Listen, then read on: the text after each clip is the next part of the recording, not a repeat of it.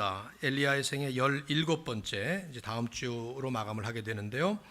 열왕기하 2장 1절부터 14절, 지난주에 우리가 봤던 본문하고 같습니다. 열왕기하 2장 1절부터 14절, 구약성경 560페이지입니다. 우리 말씀을 찾으셔서 다 같이 자리에서 일어나셔서 말씀을 경외하는 마음으로 함께 교독하도록 하겠습니다. 한 절씩 제가 먼저 읽겠습니다. 힘차게 우리 함께 교독하십시다. 여호와께서 회오리 바람으로 엘리야를 하늘로 올리고자 하실 때에 엘리야가 엘리사와 더불어 길갈에서 나가더니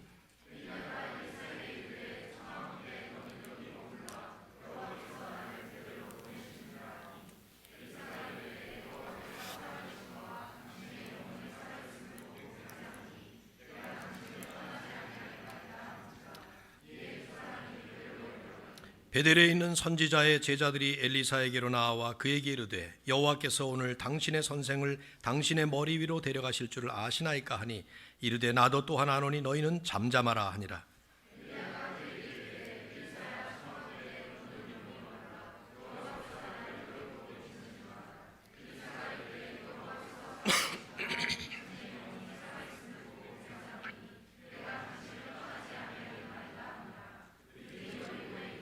여리고에 있는 선지자의 제자들이 엘리사에게 나와 이르되 여호와께서 오늘 당신의 선생을 당신의 머리 위로 데려가실 줄을 아시나이까 하니 엘리사가 이르되 나도 아노니 너희는 잠잠하라.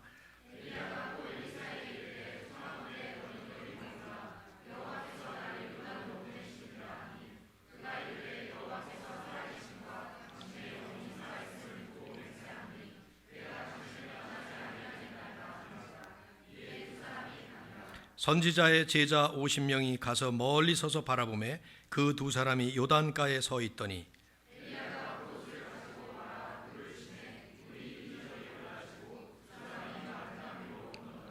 건너매 엘리야가 엘리사에게 이르되 나를 네게서 데려감을 당하기 전에 내가 네게 어떻게 할지를 구하라. 엘리사가 이르되 당신의 성령이 하시는 역사가 갑절이나 내게 있게 하소서 하는지라.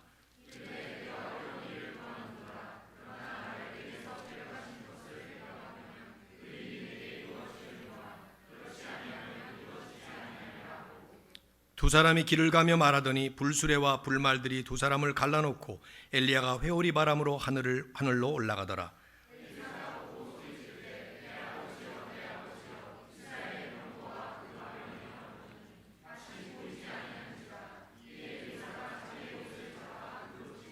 엘리야의 몸에서 떨어진 겉옷을 주워 가지고 돌아와 요단 언덕에 서서 엘리야의 몸에서 떨어진 그의 겉옷을 가지고 물을 치며 이르되 엘리야의 하나님 여호와는 어디 계시니까 하고 그도 물을 치매 물이 이리저리 갈라지고 엘리사가 건너니라. 아멘. 자리에 앉으시기 바랍니다. 기도하겠습니다. 하나님 감사합니다. 오늘도 이렇게 귀한 예배를 우리에게 허락하시고 우리가 하나님 앞에 나와서 우리 인생의 최대 영광스러운 특권이며 축복인 하나님 앞에 예배할 수 있는 자리에 세워주신 것을 감사합니다. 예배를 받으시는 하나님, 이 시간에 순서에 따라 말씀을 저희들이 받겠사오니 주의 말씀을 통해서 주님의 음성을 듣고 성령의 감동으로 기록한 말씀의 진리를 성령의 조명하심을 통해서 잘 깨달을 수 있도록 축복해 주시옵소서. 예수 그리스도의 이름으로 간절히 기도드립니다. 아멘. 영화를 좋아하는 사람이라서 저는 성경의 스토리들을 읽다 보면 종종 스토리들 가운데 이걸 꼭 영화로 만들었으면 좋겠다 싶은 그런 장면과 사건들이 상당히 많습니다. 이미 그렇게 해서 영화로 나온 스토리들이 많이 있죠. 쉽게 텐 커맨드먼트라든가 워낙 오래된 영화라 젊은이들은 못 봤을 거예요. 찰튼 헤스턴이 주인공했던 바로 그런 영화 같은 거. 삼손, 노아, 예수님의 생애에 대해서는 워낙 많이 나와 있고요. 좀 아쉬운 것은 요즘에 무신론자들인 감독과 작가들이 성경의 스토리들을 소재로만 삼아가지고 전혀 복음적이지 않은 반복음적인 메시지를 담고 있는 마치 기독교 영화 같은 영화들이 제법 많이 나와 있습니다. 노아 같은 것, 그런 것 다 그런 것들입니다. 전혀 믿지 않는 감독들인데 성경의 스토리만을 그냥 뽑아서 마치 전설 같은 스토리를 영화화해서 만든 것이죠. 좀 아쉬워요. 그런 건 잘 분별해서 봐야 될 것 같습니다. 영화를 만들면 좋겠다 싶은데 아직까지 제가 알기로는 안 나온 그런 성경의 스토리 가운데 하나가 엘리야 스토리라고 생각돼요. 만들면 참 좋겠다 하는 생각이 들어요. 특별히 그 가운데 갈멜산 불 내리는 대결 장면 같은 것, 또 특히 우리가 지금 보고 있는 이 엘리야의 승천 장면 같은 그런 장면들은 그 성경 역사 속에 전무후무한 유일한 정말 장관의 장면들입니다. 엘리야가 엘리사와 함께 헤어지면서 불수레와 불말에 그 휩쓸리면서 회오리 바람을 타고 하늘로 올라가는 그런 장면들을 보면 뭐 요즘에 계속 나오는 그 마블 시리즈를 워낙 그래픽으로 잘 만들어서 기가 막히게 만드는 걸 보면 그런 식으로 좀 만들면 기가 막힌 장관의 장면이 되겠다 하는 생각을 해봅니다. 제가 이런 말씀을 드리는 이유는 영화를 좋아해서가 아닙니다. 실제로 성경에 이런 스토리들은 그 장르가 만들어진 장르가 영화와 다를 바 없는 드라마 장르이기 때문에 그렇습니다. 바울을 통해서 성경이 뭐냐라는 말씀을 디모데후서에서 모든 성경은 하나님의 감동으로 되었다라고 말씀을 하는데 그 하나님의 감동으로 되었다, 모든 성경은 감동으로 되었다 하는 이 말씀 속에는 성경이 스스로 사용하고 있는 그 장르 형태조차도 하나님의 성령의 감동으로 된 것입니다. 그래서 강론으로 해야 될 부분은 강론으로, 시는 시로, 묵시는 묵시로 이런 식으로 했고 성경에 왜 스토리들을 이렇게 썼는가 할 때 스토리로 해야만 했기 때문에 그 스토리라는 장르, 드라마라는 장르, 요즘식으로 하면 영화 같은 그런 장르를 성경에 성령께서 사용하신 것이죠. 그래서 우리가 스토리를 읽을 때는 스토리답게 해석하는 것, 스토리답게 이해하는 것이 정말 중요합니다. 그래야 이 성경을 기록하신 하나님께서 원하시는 그 내용을 하나님이 원하시는 식대로 우리는 제대로 받을 수가 있습니다. 그래서 자꾸 제가 이렇게 스토리를 얘기할 때는 자꾸만 영화 얘기, 드라마처럼 그렇게 말씀을 드리는 것이죠. 오늘도 이제 우리가 엘리야의 생애 속에 펼쳐진 그 한 장면을 이제 들어가 보는 것입니다. 여러분이 한번 이 장면을 눈으로는 말씀을 읽으시고 귀로는 제 음성을 들으시지만 실제로 여러분의 영혼의 창을 여셔서 마치 이 장면이 여러분 앞에 영화 장면처럼 이렇게 전개되는 것을 성령의 도우심을 통해서 잘 받으시면은 그거야말로 정말 이 성경을 이런 장르로 기록하신 하나님의 목적이 달성되는 것이죠. 여호와께서 회오리 바람으로 엘리야를 하늘로 올리고자 하셨다. 이게 이제 오늘 이 스토리의 첫 시작이에요. 1절에. 즉 하나님께서 엘리야를 하늘로 불러가실 시간이 찾아왔다 하는 말을 그렇게 표현한 것이죠. 말씀을 전개하기 전에 간단하지만 지나칠 수 없는 진리가 이 안에 담겨져 있지 않아요? 우리 인생은 언젠가 하나님께서 불러가시는 날이 반드시 찾아오게 되어 있고 그날이 찾아오면 영락없이 우리는 반드시 떠나야만 합니다. 피할 수 없는 기정사실, 정해진 사실이라는 말이에요. 엘리야 같은 위대한 인생도 예외가 아닙니다. 우리는 엘리야가 승천을 할 때에 오늘 이 장면에서 하늘로 올라갈 때 나이가 몇 살이었는지 노인이었는지 젊은이였는지 건강 상태가 좋았는지 나빴는지 뭐 그가 어떤 사역을 어떤 식으로 구체적으로 진행하고 있었는지 전혀 모릅니다. 성경이 말하고 있지 않기 때문에. 그러나 오늘 이 장면을 열면서 성경은 아주 분명하게 우리에게 말씀하고 있어요. 그 위대한 엘리야의 생애조차도 하나님 손에 달려있는 것이고 그래서 그 하나님께서 어느 날 어느 시에 올라오라 하시면 그냥 다 놓고 올라가야만 하는 것이 그게 인생이라 이 말이에요. 우리는 누구나 다 똑같아요. 하나님이 우리를 오라 하셨기 때문에 이 땅에 온 것이고요. 하나님이 올라오라 하시면은 우리는 다 놓고 그냥 떠나야 됩니다. 그게 인생의 본질이에요. 누구도 예외가 없어요. 하나님 손에 달려있는 인생, 그 인생의 주인은 바로 하나님이시다 하는 것을 성경은 은근히 지금 시사하면서 이 드라마를 여는 것이죠. 그런데 아이러니컬하게도 그런 기정사실, 아주 뚜렷한 그 간단한 진리를 망각하고 살 때가 얼마나 많이 있냐 하는 거예요. 저도 그렇고 여러분도 그렇고요. 그래서 마치 마지막이 안 올 것처럼 천년 만년 살 것처럼 우리가 그렇게 망각하고 살 때가 얼마나 많냐 이 말이죠. 저는 이 말씀을 준비하면서 그런 질문을 저에게 했어요. 떠나가는 삶이 저에게는 현실이기 때문에 오늘이 만일에 내 인생의 마지막이라면 이런 질문을 해봤단 말이죠. 난 여러분도 해봐야 된다고 생각해요. 오늘이 여러분의 인생의 마지막이라면 이 자리에 앉아 계신 80, 90 나신 연세 드신 어르신들에게만 해당되는 일이 아니에요. 지금까지 장례식을 치를 때 저보다 나이 많으신 분도 많이 치렀지만 저보다 나이가 더 어린 분 장례도 많이 치렀습니다. 장례 얘기를 해서 좀 죄송하지만 우리가 언젠가 마지막을 맞이하게 될 텐데 만일 하나님이 오늘 바로 이 순간에 오라고 하시면 우린 가야 돼요. 근데 얼마나 그 준비를 우리가 하며 사느냐 하는 질문을 해보는 것이죠. 청년들 창창한 미래를 펼치면서 꿈을 펼치면서 멋있게 가야 합니다. 근데 그 인생의 주인이 누굽니까? 하나님이십니다. 하나님 손에 달려 있습니다. 어떻게 준비해야 됩니까? 하는 질문할 때 엘리야가 오늘 본문에서 잘 보여주고 있어요. 참 멋진 모습을 보여줍니다. 좋은 모델. 우선 그는 자기에게 찾아온 마지막 날을 알고 있었어요. 참 신기하게도 질문이 자꾸 생기죠. 어떻게 알았을까 하는. 9절과 10절을 보면 엘리사에게 이런 말을 합니다. 하나님께서 나를 내게서 데려가신다 이런 말씀을 해요. 두 번이나 강조하죠. 그러니까 하나님이 자기를 이제 데려가신다는 사실을 엘리야는 분명히 알고 있었다는 얘기인데 이제 오늘 이 본문을 보다 보면 이걸 어떻게 알았을까 하는 질문이 많이 생겨요. 우선은 엘리야가 선지자였으니까 하나님께서 엘리야에게 그 말씀을 하셨을 수도 있죠. 선지자니까 너 내가 데려간다, 몇 날 며칠 어떻게 승천시킨다 뭐 이런 말 하실 수도 있겠지만 지금까지 스토리가 진행된 것을 쭉 보면 하나님의 말씀이 엘리야에게 임할 때는 언제나 성경이 그걸 기록을 했어요. 보면 다 기록한 것인지 아닌지는 모르겠지만 어쨌든 수없이 나옵니다. 17장 2절, 8절, 14절, 18장 1절, 19장 9절 계속 여호와의 말씀이 엘리야에게 임하여 이르시되 여호와의 말씀이 엘리야에게 임하여 이르시되 그런데 여기에 없어요. 그런 말이 전혀. 그런 걸로 봐서 우리는 둘 다 가능성이 있지만 엘리야에게 그런 말씀이 임하지 않았을 수도 있겠죠. 오히려 성경이 지금 뚜렷하게 우리에게 부각시키고 있는 모습은 엘리야가 그것을 알았든 몰랐든 어떻게 알았든 상관없이 그는 만발의 준비를 다 갖추고 차분하게 오늘 본문의 일들을 그래서 이렇게 진행을 하고 있는 거예요. 자기 마지막이란 걸 알고 진행하고 있는 거예요. 즉 이날 하나님께서 나를 데려갈 것이다 한 것을 엘리야는 알면서 그 순간 마지막 순간을 그래서 아주 태연스럽게 자기 할 일을 끝까지 하고 있다는 얘기죠.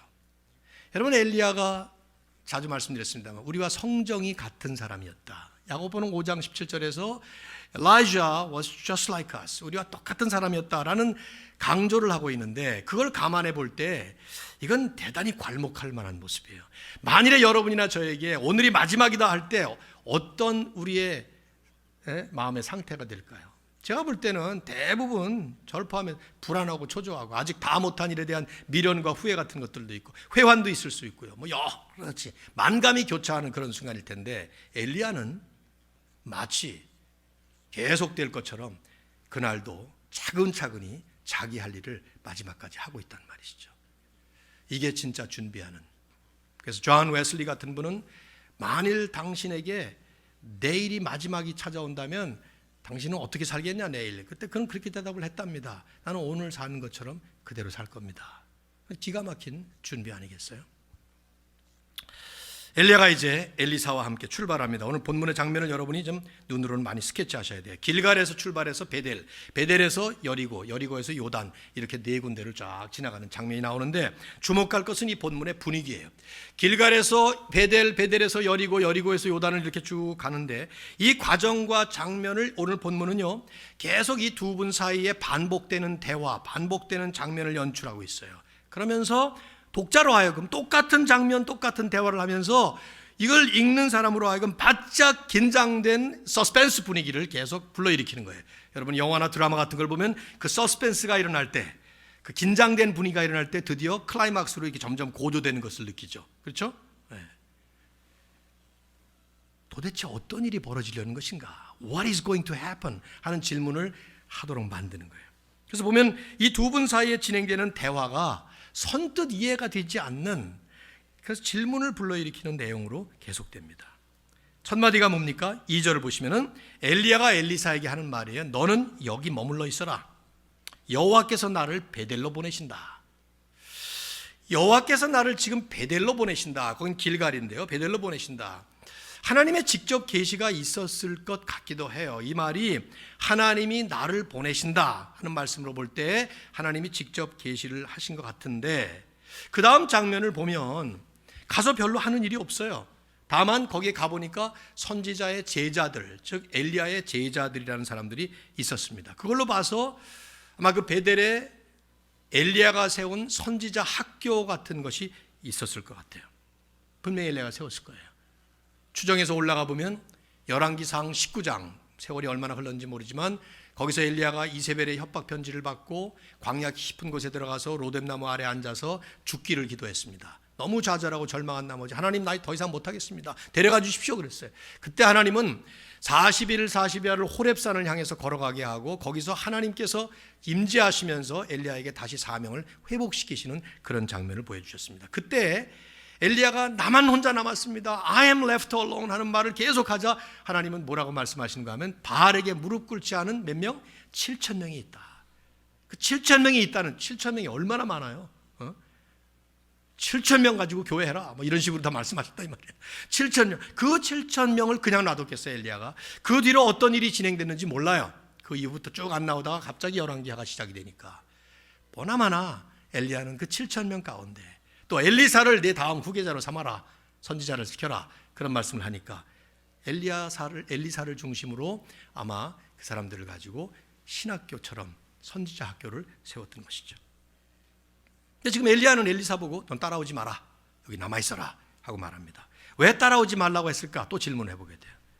저만 이런 질문하시면 안 돼요. 하면 안 돼요. 여러분도 하셔야 돼요. 왜 그랬을까? 생각해 보셔야 돼요. 생각해 보면 마지막 가는 길을 갈 때 혼자 조용히 있고 싶은 분들이 있잖아요. 뭐 그럴 마음이었을 수도 있겠죠. 하나님과 독대하면서 조용히 혼자서 그 마지막을 맞기 위해서. 혹은 예수님께서 겟세마네에서 십자가에 달리시기 전에 기도하실 때도 보면은 제자들 12명 가운데 3명만 뽑아서 따라오게 하고는 겟세마네에 올라가면서 너희들은 여기 있어라, 머물러 있어라, 저희 가서 기도하겠다, 따로 가시죠. 뭐 그렇게 그런 식으로 하셨는지도 모르겠어요. 근데 많은 학자들은 이때 엘리야는 엘리사를 시험하고 있는 것이었다, 이렇게 이해들을 합니다.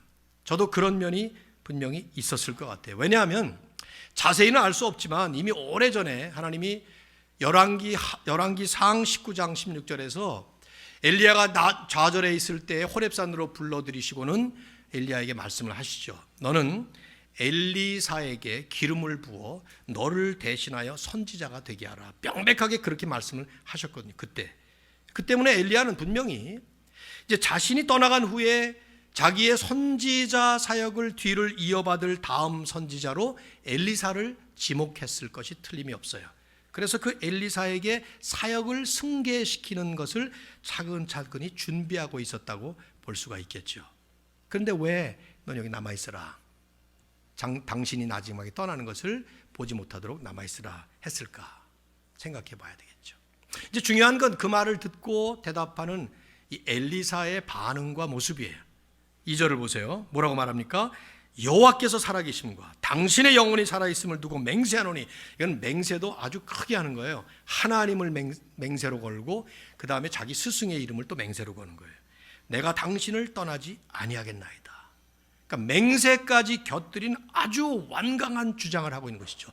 절대로 당신 떠나지 않습니다. 끝까지, 마지막 순간까지, 하나님이 당신을 데려가는 순간까지 난 따라갈 겁니다, 그렇게 얘기를 하죠. 왜 엘리사가 이런 주장을 했을까? 또 질문해 봅니다. 좀 더 지켜봐야 되겠지만 분명한 것은 엘리야를 마지막까지 환송하려고 했던 것이 분명해요. 끝까지 가겠다는 것이니까. 그러나 그렇게 함으로써 더 중요한 것은 그 스승인 엘리야의 사역을 승계받을 준비를 하고 있었던 것이죠.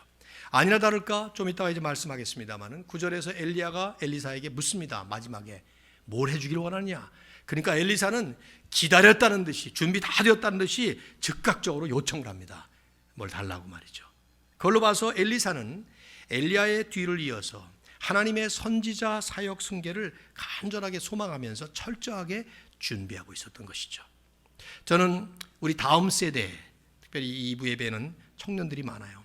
다음 세대 기독 청년들이 여러분 앞에 앞서가신 여러분의 선배, 여러분의 부모님들의 이 하나님께서 역사하신 그 복음의 역사를 잘 물려받을 생각들을 해야 합니다. 자, 이건 다음 주에 제가 설교를 할 거예요.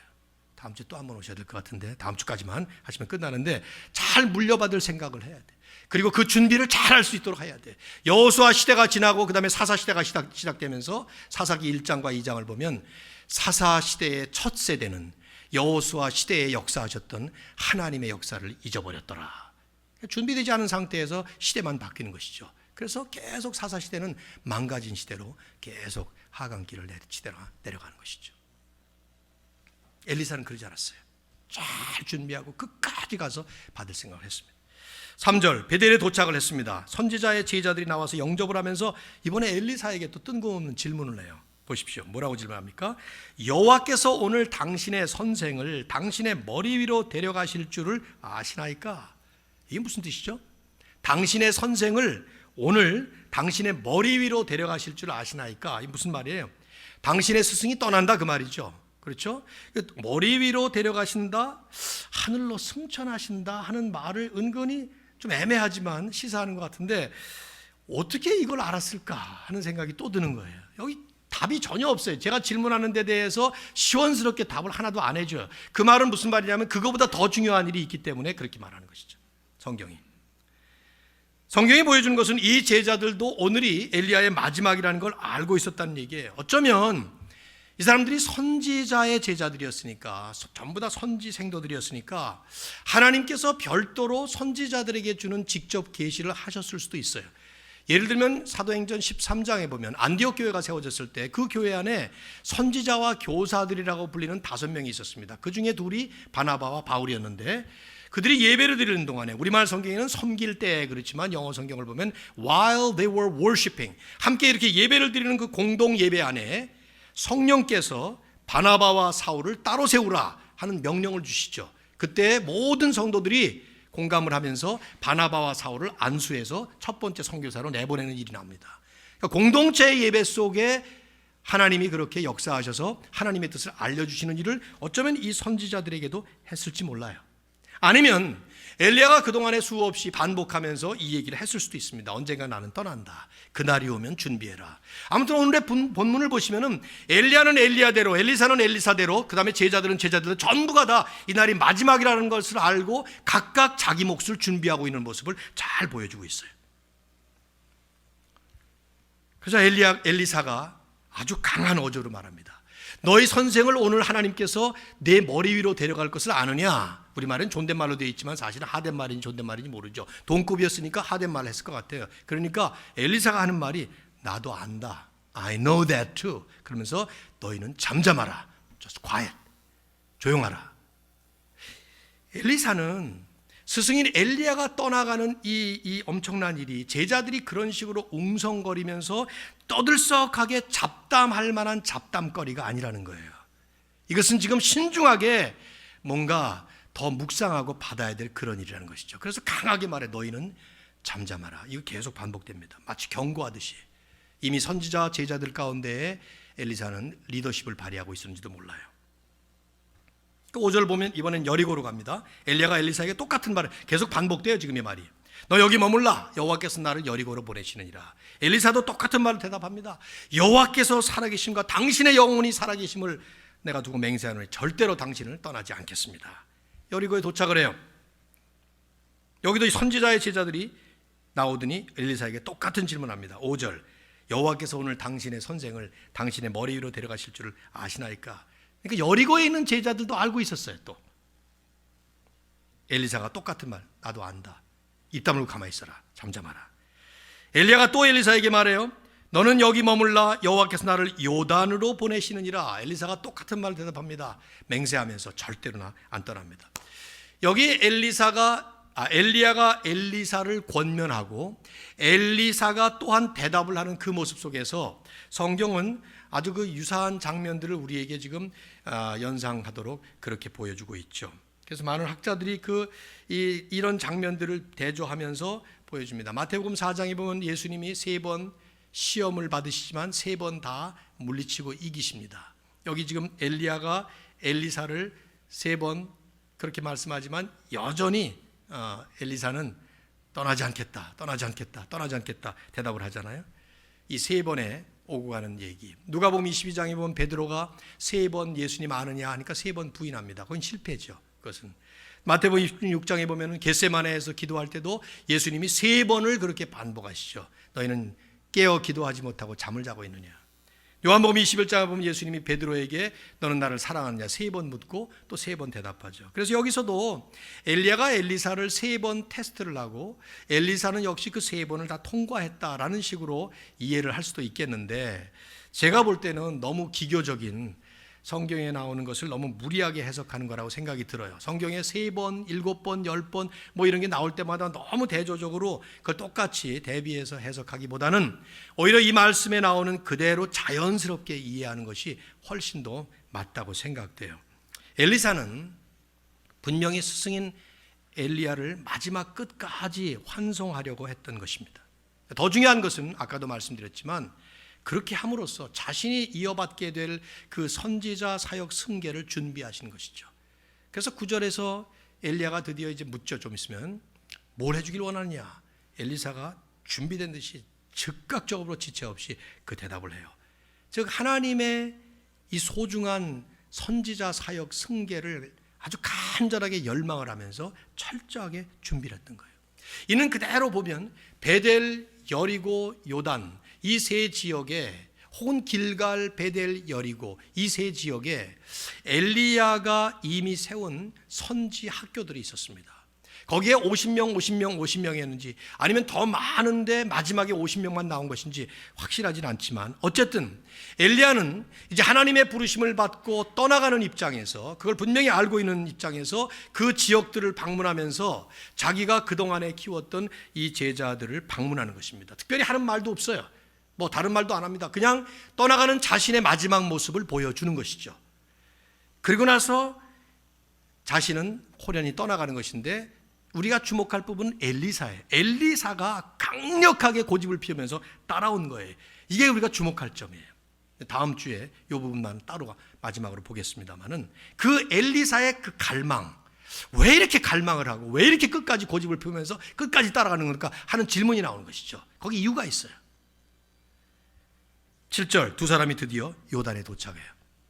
저도 서스펜스를 일으키느라고 제가 답을 안 하고 자꾸 지금 지나가고 있는데, 여기도 선지자의 제자들이 나온 거예요. 그 중에 50명, 많은 사람들 가운데 50명인지 아니면 거기 50명만 있었는지 모르지만 이 50명은 분명히 바로 앞장인 1장에 나오는 50명의 세 번의 무리들과 대조가 되죠. 앞장에 어떤 일이 있었습니까? 저번 설교 때 아하시아 왕이 병들어 죽어갈 때 점치도록 보냈는데 엘리야가 그것을 막잖아요. 그때 50부장이 50명을 이끌고 몇 번 찾아갑니까? 3번 가죠. 첫 번째 불타 죽고, 두 번째 불타 죽고, 세 번째는 무서웠는지 믿음이 좋았는지 간절하게 요구하면서 살아납니다. 거기 전부 다 50명이 3번 갔죠. 근데 여기도 지금 50명이 나와서 보고 있는데 분명히 대조적인 모습을 보여요.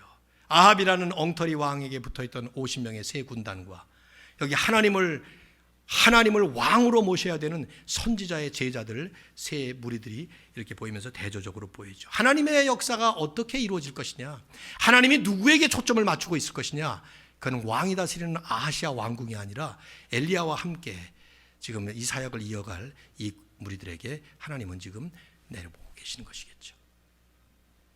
7절, 선지자의 제자 50명이 가서 멀리 서서 바라보매 그 두 사람이 요단가에 서 있더니, 엘리야와 엘리사는 요단 강가에 서 있습니다. 근데 멀리서 그 제자들은 보고 있습니다. 아마 엘리사가 얘기했기 때문이겠죠. 너희 잠잠하라, 가만히 있어라.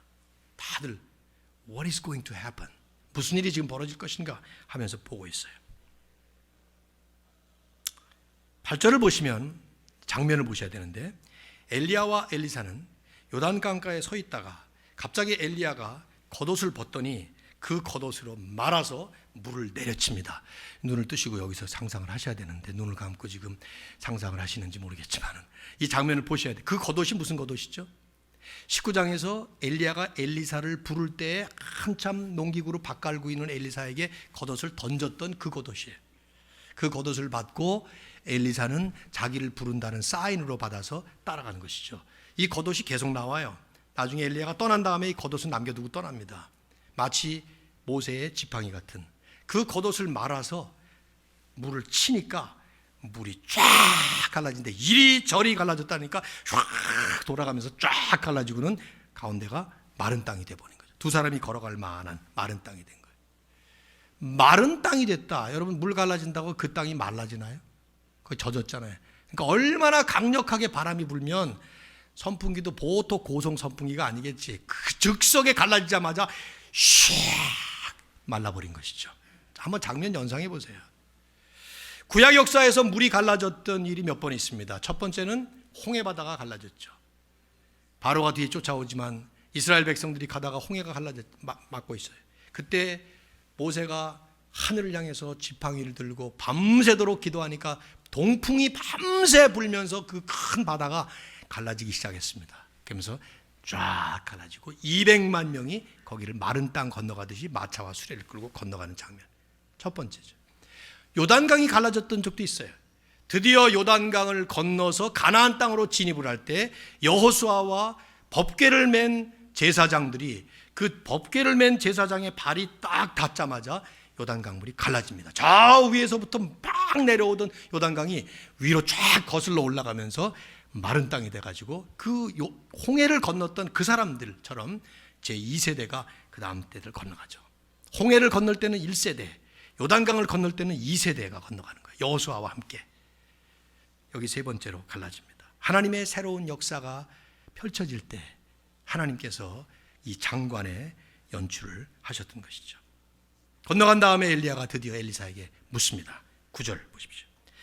나를, 여기 주어가 빠졌네요. 나를 하나님께서 내게서 데려감을 당하기 전에, 그 말이 누가 데려갑니까? 하나님이 데려갑니다. 나를 내게서 데려감을 당하기 전에 내가 내게 어떻게 할지를 구하라. 엘리사가 3번의 시험을 패스했기 때문에 이제 드디어 너에게 내가 허락해 주겠다 하는 것으로 볼 수도 있겠지만, 그보다는 저는 그렇게 남아있으려는데도 베델에도 여리고에도 남아있지 않고 계속 따라오는 이 엘리사를 보면서 도대체 What do you want? 뭐를 원하느냐, 지금 어떻게 해주기를 원하느냐 하고 질문하는 겁니다. 여러분에게 어떤 딱 한 번의 소원을 빌 수 있는 그런 기회가 온다면 뭘 빌겠어요? 저는 이번에 한국 가가지고 만화 영화를 하나 봤는데, 알라딘 그 영화를 봤어요. 혹시 보셨나요? 네. 알라딘도 보고 라이언킹도 보고 다 봤습니다만, 다른 거 볼 만한 영화가 없어서 그걸 봤는데, 알라딘 거기 보면 소원을 비는 게 나오잖아. 영화를 안 보신 분들은 얼굴 좀 뜨뜻하고 소원을 만일 빌려면 뭘 빌겠습니까? 여러분 생각해 보십시오. 지금 엘리사에게 지금 그런 기회가 주어진 거야. 뭘 하면 좋겠느냐. 그 위대한 하나님의 역사를 했던 엘리야가 지금 엘리사에게 사역을 승계하면서 질문한 것입니다. 하나님이 나를 데려가시기 전에 너에게 해줄 일이 뭐냐. 근데 엘리사가 기다렸다는 듯이 그 다음 대답을 해요. 뭐라고 합니까? 당신의 성령이 하시는 역사가 갑절이나 내게 있게 하소서. 당신의 성령이 하시는 역사가 갑절이나 내게 있게 하소서. 우리말로 상당히 풀이를 했어요. 원어를 보면 그냥 double portion of your spirit on me, 그 말이에요. 당신에게 있는 그 영, 성령이라고 봐야 되겠죠. 그 영이 갑절로 내게 임하기를 바란다, 그런 말이죠. 여러분, 이것이 분명히 성령의 역사일 텐데, 성령을 말씀하는 걸 텐데, 우리가 오해하지 말아야 될 것은 성령을 갑절로 주시오 하는 그 말, 뭐 성령 충만이라는 말도 우리가 쓰잖아요. 거기서 우리가 성령을 어떤 사물이나 현상으로 이해해서는 안 됩니다. 성령은 삼위일체 하나님의 엄연한 한 위격이신 인격적인 하나님이십니다. 그래서 그 하나님을 무슨 분량처럼 사물처럼 표현해서는 안 되는데, 특별히 성경이 성령의 역사라는 것 때문에 우리에게 이런 식으로 표현하고 있기 때문에 이렇게 표현한 것입니다. 즉 당신에게 역사하셨던 그 성령의 역사가 나에게는 갑절로 임하기를 원합니다, 그런 말이에요. 얼른 생각하면 야, 엘리사가 욕심도 많네, 엘리야보다 더 위대한 선지자가 되겠다는 그런 뜻인가? 그게 아닙니다. 신명기 21장 17절을 보면, 16, 17절을 보면 아버지가 자식에게 다음 세대를 물려줄 때 재산을 물려주는데, 그때 장자와 차자, 삼남 뭐 이렇게 여럿이 있으면 장자에게는 다른 사람의 갑절을 주는 것입니다. 그래서 이 사람이 장자다, 이 사람이 이 가문을 이어갈 사람이다, 이걸 보여주는 것이 율법에 나와 있는 하나의 제스처였죠. 즉 지금 엘리사는 이 선지자의 모든 제자들 가운데 결국 당신의 사역을 이어받을 사람이 나라는 것을 하나님이 말씀하셨고, 나도 지금 그 준비를 하고 있었고 알고 있기 때문에 당신에게 역사하셨던 그 하나님의 성령의 역사가 저에게는 2배로 일어나기를 원합니다. 왜? 지금 당신은 떠나가시니까. 마치 당신이 계시는 것처럼, 둘이 함께하는 것처럼 그렇게 그대로 변함없이 역사가 일어나기를 원합니다. 그 얘기를 하는 거예요. 이 말은 첫째는 엘리사는 그동안 엘리야가 했던 모든 사역들이 엘리야라는 한 소위 말하는 위대한 윌에 의해서 이루어진 것이 아니라 오히려 그분을 사용하셨던 하나님의 역사였다, 성령의 역사였다 하는 것을 분명히 알고 있었다는 것이죠. 엘리야를 높이면서도 결국 그 엘리야의 하나님, 그래서 마지막엔 그가 선포하는 말이 엘리야의 하나님 여호와는 어디 계시니까 하고 이제 나중에 선포할 거거든요. 그래서 엘리야와 함께 사역하는 것처럼 그 하나님의 역사가 2배로 임하셔서 여전히 변함없는 하나님의 역사. 어쩌면 엘리야 때보다도 나는 힘이 더 필요합니다. 제자니까. 그래서 이런 간구를 하는 것이죠. 그러므로 2번째 보여주는 것은요, 엘리사는 이 사역이 얼마나 무겁고 중요하고 심각하고 신중한 사역인 것을 알았다는 얘기예요. 저는 교회 역사가 흘러가면서 세대가 세대를 넘어가면서마다 전 세대의 책임이 참 큽니다. 아버지가 자식에게, 어머니가 딸에게 모범을 보여주고 정말 최선을 다해서 잘해야 되는 책임이 있습니다. 그러나 또 못지않은 책임과 그 짐은 다음 세대에게도 있습니다. 그래서 그 다음 세대가 지금 이 엘리사의 이 마음처럼 이게 얼마나 참 소중한 세대인가 하는 것을, 소중한 사역인가 하는 것을 깨닫는 작업이 얼마나 중요한지 모르겠어요. 다음 주에 저는 이 말씀을 좀 나누도록 하겠어요. 여러분이 엘리야라면 지금 심정이 어떻겠습니까? 지금 엘리야는 대답을 해요. 이건 엘리야가 개인적으로 줄 수 있는 일이 아니에요. 내가 할 수 있는 일을 질문을 하고 요청을 해야 주지. 그래서 엘리야가 대답을 합니다. 10절 다 같이 읽어보겠어요. 10절 말씀 시작.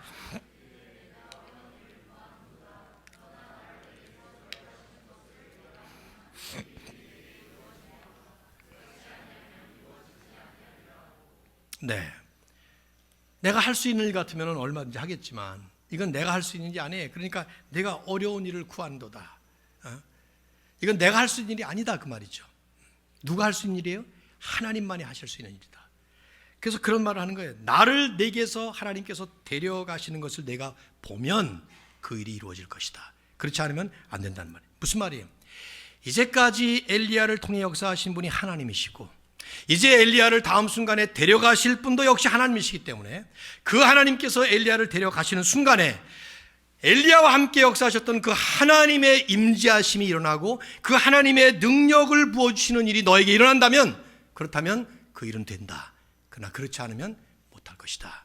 그 당시 구약의 성도들은 하나님의 임재에 대한 두려움이 다 있었습니다. 여러분 구약 성경을 보면 하나님 봤다 그래가지고 벌벌 떠는 사람들이 얼마나 많이 나와요. 당연한 거예요. 하나님 볼 수 없는 거거든요. 근데 지금 엘리야는 그냥 죽는 게 아니라 하나님이 데려가실 것이기 때문에 하나님이 임재하신다는 사실을 엘리야도 알고 엘리사도 알고 있는데, 만일에 그 일을 얼마나 이게 무서운 일인가 두려운 일인가 라는 생각만을 하고 따라가지 않으면 그럼 못한다는 것이죠. 엘리야는 그런 말을 믿음으로 따라와서 끝까지 따라와서 그 엘리야에게 역사하셨던 하나님의 임재하심을 보고 그 하나님이 엘리사에게 능력 부어주심을 경험한다면, 그렇다면 그건 가능한 일이다 하고 얘기하는 것이죠.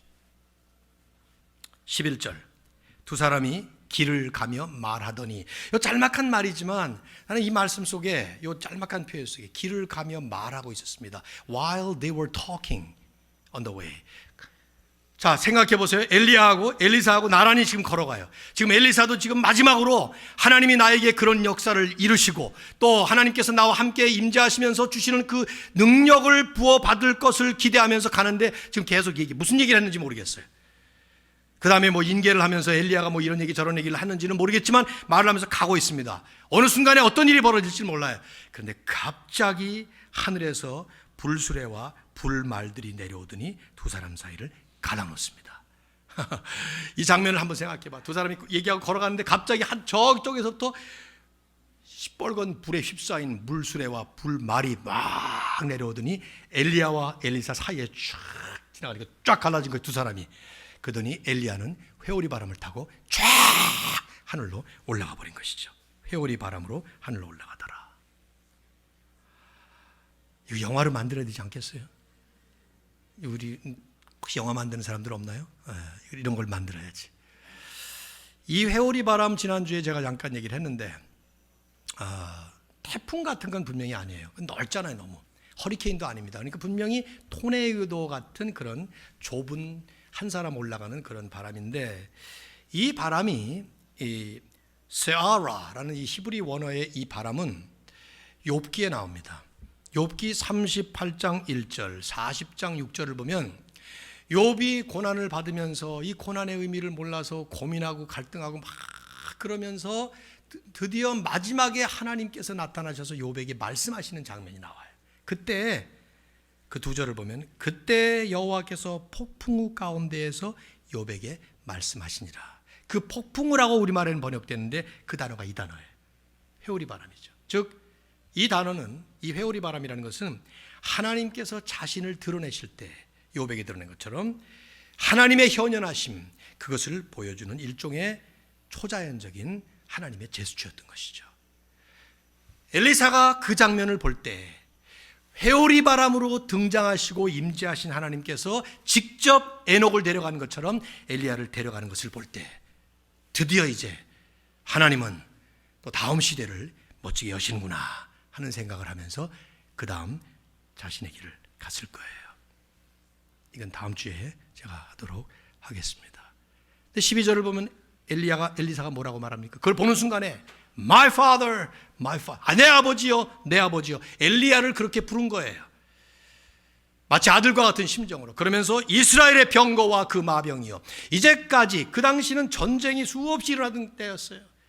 이스라엘이 유다와도 싸우고 사방팔방의 외적들인데 그 전쟁의 도가니 같은 그 당시에서 이스라엘의 병거와 마병이 됐던 Who is the true military power? 하고 질문했을 때는 핵무기가 아니라 바로 하나님이, 엘리야를 사용하셨던 그 하나님이 이스라엘의 병거와 마병이다 하는 것을 고백하고 선포하는 장면이죠. 그리고는 땅에 떨어진 겉옷을 주워서 요단강을 건너오면서 또 한 번 외쳐요. 엘리야의 하나님 여호와는 어디 계시나이까? 그러면서 물을 치니까 물이 또 한 번 쫙 갈라지면서 엘리야에게 임하셨던 하나님이 엘리사에게도 임하셨던 것을 보여주시고 드디어 엘리사의 시대를 열면서 하나님의 역사를 또 진행해 나가는 것이죠. 오늘의 이 극이, 드라마가 마감을 하면서 우리에게 던지고 있는 도전과 주제가 무엇이냐 질문한다면 우리는 마지막으로 14절에 말하고 있는 그 엘리사의 질문 그대로입니다. 엘리야의 하나님 여호와는 지금 어디 계시니까? 우리 전 시대 대한민국은 기독교 역사가 너무 짧습니다. 불과 130-40년밖에 되지 않습니다. 그러나 지난 2000년을 돌아보면 그 이전 구약시대까지 포함하면 더 말할 것도 없고요. 그 전, the whole church history, 전체 그 교회 역사 속에 결국은 계속되는 이 질문에 대한 답을 찾고 이 질문에 대해서 하나님이 답을 주실 때마다 하나님의 역사는 이루어지셨던 것이죠. 엘리야의 하나님 여호와는 어디 계시니까? 모세의 하나님 여호와는 어디 계시니까? 여호수아의 하나님 여호와는 어디 계시니까? 바울의 하나님 여호와는 어디 계시니까? 하나님께서 그 시대마다 합당하게 귀한 일꾼들을 세우시고 그 일꾼들을 통해서 하나님의 역사를 이루실 때마다 그 모든 신실한 하나님의 종들은 한결같이 오직 하나님께만 영광을 돌리면서 개개인의 인생의 주인도 하나님이시지만 역사의 주관자가 하나님이신 것을 분명하게 인식하고 선포하는 삶을 살았던 것이죠. 임마누엘의 하나님 여호와는 어디 계시니까 질문하면서 그 하나님이 계속되는 하나님의 역사를 이루어 가실 것을 확신합니다. 하나님께서 우리 빌립보 1장에 보면은 너희 안에 착한 일을 시작하시니가 그리스도 예수의 날까지 이루실 것을 확신하노라 하는 바울의 말이 있어요. 하나님이 마지막에 모든 것을 완성시키는 그날까지 우리 하나님은 신실한 주의 종들을 세우시고 그 주의 사람들을 통해서 하나님의 거룩한 역사를 끝까지 이루어 가실 줄로 믿습니다. 여러분도 믿습니까? 이 일에 귀하게 쓰임 받으시고 거룩한 하나님 앞에 영광 돌리시기를 주 예수 그리스도의 이름으로 축원합니다. 우리 한번